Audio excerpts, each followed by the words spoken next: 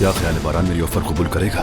बारान वो अपने बाबा से बात कर रहा था कि वो आपकी तहकीकात शुरू कर रहा है। तो ये अच्छी अलामत है। हम तो चांद पर चलकर भी निशानी नहीं छोड़ते। ऐसे अहम मसलों में मैं किसी की नहीं सुनूंगी। बारान आगा भी शामिल है इसमें। बिला वजह फजूल की उम्मीदें मत लगाना। समझ में आई मेरी बात?